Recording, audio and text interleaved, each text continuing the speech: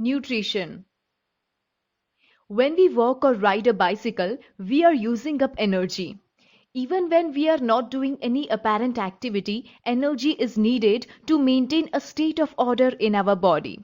We also need materials from outside in order to grow, develop, synthesize protein and other substances needed in the body.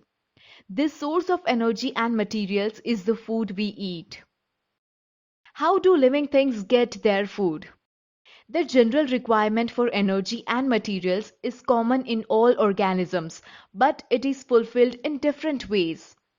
Some organisms use simple food material obtained from inorganic sources in the form of carbon dioxide and water. These organisms, the autotrophs, include green plants and some bacteria. Other organisms utilize complex substances. These complex substances have to be broken down into simpler ones before they can be used for the upkeep and growth of the body. To achieve this, organisms use biocatalysts called enzymes. Thus, the heterotroph survival depends directly or indirectly on autotrophs. Heterotrophic organisms include animals and fungi. Autotrophic nutrition. Carbon and energy requirements of the autotrophic organism are fulfilled by photosynthesis. It is the process by which autotrophs take in substances from the outside and convert them into stored forms of energy. This material is taken in the form of carbon dioxide and water, which is converted into carbohydrates in the presence of sunlight and chlorophyll.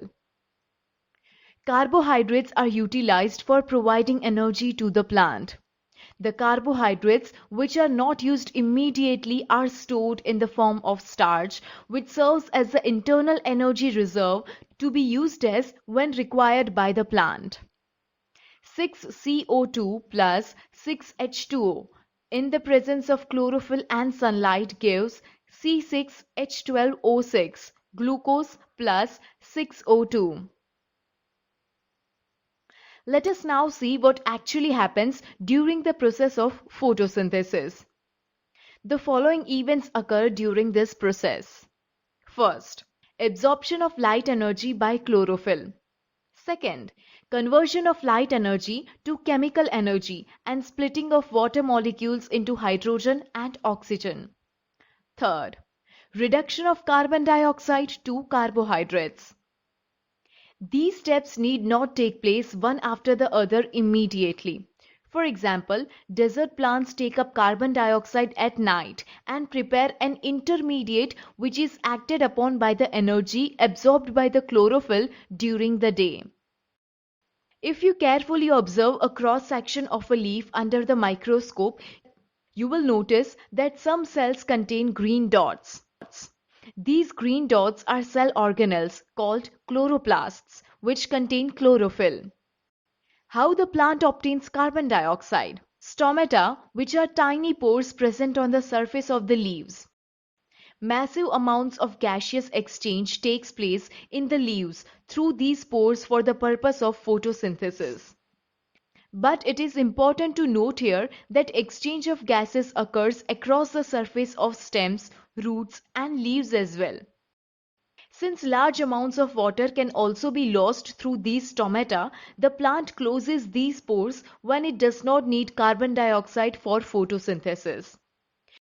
The opening and closing of the pore is a function of the guard cells. The guard cells swell when water flows into them, causing the stomata pore to open. Similarly, the pore closes if the guard cells shrink. Autotrophs need other raw materials for building their body. Water used in photosynthesis is taken up from the soil by the roots in terrestrial plants.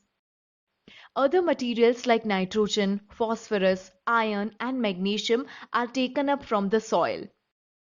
Nitrogen is an essential element used in the synthesis of proteins and other compounds.